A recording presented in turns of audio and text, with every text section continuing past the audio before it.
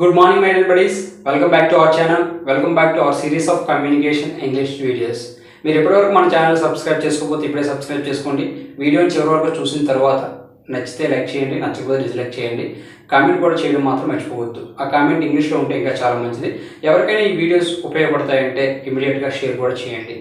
మనం ఈరోజు ఒక 3 more to infinitives ఉపయోగించి వాక్యాలు తయారు చేయడం గురించి నేర్చుకోబోతున్నాం. అవి ఏంటంటే need to, dare to, ought to. need to ఎప్పుడు ఉపయోగిస్తామంటే నీడ్ అంటే అవసరం, అంటే ఏదైనా ఒక పని చేయాల్సిన అవసరం ఉందని చెప్పేటప్పుడు need to ఉపయోగిస్తాము.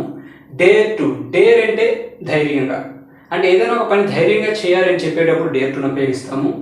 ought to అంటే దీన్ని ఎప్పుడు ఉపయోగిస్తామంటే ఏదైనా ఒక పనిని బాధ్యతగా చేయాలని చెప్పేటప్పుడు ఈ ought to ఉపయోగిస్తాం.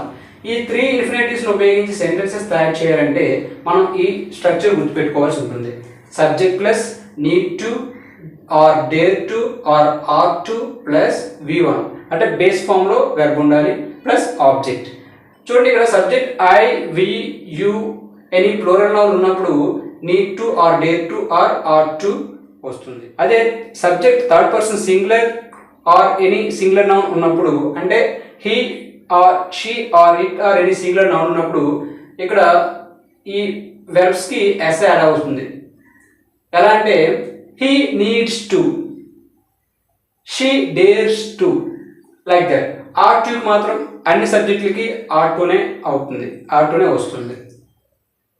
Let us discuss some sentences for getting better understanding. చూడండి, first sentence, we need to practice English. we అనేది ప్లూరల్ నౌన్ కాబట్టి నీడ్ వచ్చింది. need to practice English. Subject need to, V1 object. దీని అర్థం మనం English practice చేయాల్సిన అవసరం ఉంది. ఎందుకంటే ఇంగ్లీష్లో మనం మాట్లాడాలి, ఇంగ్లీష్ నేర్చుకోవాలంటే మనం ఏదైతే నేర్చుకుంటామో దాన్ని ప్రాక్టీస్ చేయాలి. అందుకే ప్రతి వీడియో చివరన ఏ క్లాస్ అయితే మనం చెప్పుకుంటున్నామో దానికి సంబంధించిన కొన్ని వాక్యాలని ఇంగ్లీష్లో తయారు చేసి కామెంట్ బాక్స్లో కామెంట్ చేయండి అని చెప్తున్నాను. That is nothing but practice. Unless to practice it is very difficult to get anything. So ఇక్కడ దీని అర్థం ఏంటంటే we need to practice English అంటే అర్థం మనం ఇంగ్లీష్ ప్రాక్టీస్ చేయవలసిన అవసరం ఉంది అని దాని అర్థం. చూడండి, the next sentence is we dare to speak in English. Subject dare to, speak V1, in English అనేది object. We dare to speak in English అంటే అర్థం మనం ఇంగ్లీష్లో ధైర్యంగా మాట్లాడాలి. చూడండి, ఎందుకంటే మనం ఇంగ్లీష్లో మాట్లాడాలంటే ప్రతిసారి ఓకే ఇది రైటా రాంగా, మనం రైట్ మాట్లాడుతున్నాం రాంగ్ మాట్లాడుతున్నాం, మనం మాట్లాడితే ఎవరైనా ఏదైనా అనుకుంటారేమో, మనల్ని పాయింట్అవుట్ చేస్తారేమో, మనం ఇన్ని విధాలుగా ఆలోచించామంటే మనకు ఎప్పటికీ ఇంగ్లీష్లో మాట్లాడలేము. Not only in English, we cannot speak in any other language. తెలుగులో కూడా మనం మాట్లాడలేము, ఎందుకంటే మనకు ఆ ఎబిలిటీ ఉండదు, మనకు ఆ కాన్ఫిడెన్స్ ఉండదు. So right are wrong we have to do speak in English. Later we realize whether it is right or wrong, whether we need to replace it or not. So it depends upon the thing. So ఇక్కడ దీని అర్థం ఏంటంటే we dare to speak in English అంటే మనం ధైర్యంగా ఇంగ్లీష్లో మాట్లాడాలి. తప్పైతే తర్వాత చూసుకుందాం. First of all practice in English is important because speaking can be improved only by speaking. మాట్లాడడం అనేది మాట్లాడడం ద్వారానే ఇంప్రూవ్ అవుతుంది. So we no need to worry about mistakes or some others feelings. And the next sentence is we are to study well. We are to study well అంటే దాని అర్థం మనం బాధ్యతగా చదవాల్సి ఉంది. చూడండి, మన పేరెంట్స్ మనకి ఎంతో కష్టపడి ఫీజులు కడుతుంటారు, బస్ ఫీజు కడుతుంటారు, రకరకాల ఫీజులు కడుతూ ఉంటారు. సో మన బాధ్యత ఏంటంటే చదువుకో. చూడండి, ఇవన్నీ కూడా పాజిటివ్ సెంటెన్సెస్. వీటిని మనం నెగిటివ్గా మార్చాలంటే హెల్పింగ్ వర్బ్స్ డూ అండ్ డస్ని ఉపయోగించాల్సిన అవసరం ఉంది.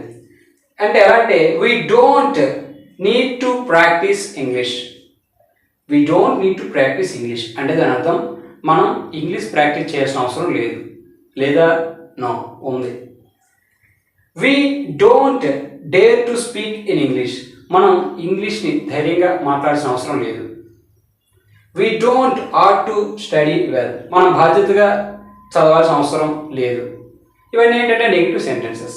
ఇలా మనం నెగిటివ్ సెంటెన్సెస్గా మార్చవచ్చు. అదే హెల్పింగ్ వర్బ్ డూని ముందు తీసుకొస్తే అవి మనకి పాజిటివ్ ఇంటరాగేషన్ సెంటెన్సెస్గా మారుతాయి. Do we need to practice English? మనం ఇంగ్లీష్ ప్రాక్టీస్ చేయాల్సిన అవసరం ఉందా? Do we dare to speak in English? మనం ధైర్యంగా ఇంగ్లీష్లో మాట్లాడాల్సిన అవసరం ఉందా? Do we ought to study well? మనం బాధ్యతగా చదవాల్సిన అవసరం ఉందా? ఇలా మనం పాజిటివ్ ఇంటరాగేషన్ సెంటెన్సెస్ తయారు చేయొచ్చు. అదేవిధంగా నెగిటివ్ ఇంటరాగేషన్ ఎలా అవుతుందంటే don't we need to practice English? మనం ఇంగ్లీష్ని ప్రాక్టీస్ చేయాల్సిన అవసరం లేదా? Don't we dare to speak in English? మనం ధైర్యంగా ఇంగ్లీష్లో మాట్లాడాల్సిన అవసరం లేదా? Don't we ought to study well? మనం బాధ్యతగా చదవాల్సిన అవసరం లేదా? లైక్ దట్ మనం positive sentences, negative sentences, positive interrogation, negative interrogation, some double H form of sentences కూడా మనం తయారు చేసుకోవచ్చు. చూడండి, ఇక్కడ సబ్జెక్ట్ వీక్ బదులుగా హీ ఉంటే సెంటెన్సెస్ ఎలా మారుతాయంటే he needs to practice English. అతడు ఇంగ్లీష్ ప్రాక్టీస్ చేయాల్సిన అవసరం ఉంది.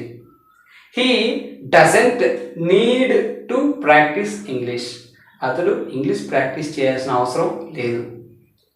Does he need, not needs, need to practice English? Does he need to practice English? అతడు ఇంగ్లీష్ ప్రాక్టీస్ చేయాల్సిన అవసరం ఉందా?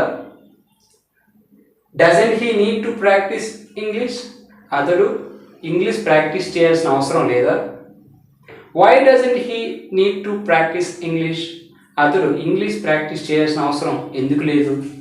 ఇలా మనం థర్డ్ పర్సన్ సింగులర్ వచ్చినప్పుడు దీనికి ఇక్కడ ఎస్ యాడ్ చేయాలి. అదేవిధంగా డస్ని ఉపయోగించాల్సిన అవసరం ఉంది, ఉపయోగించాలి. This is how we can make different kinds of sentences by using need to, dare to, ought to. I think you understood well. Thanks for watching.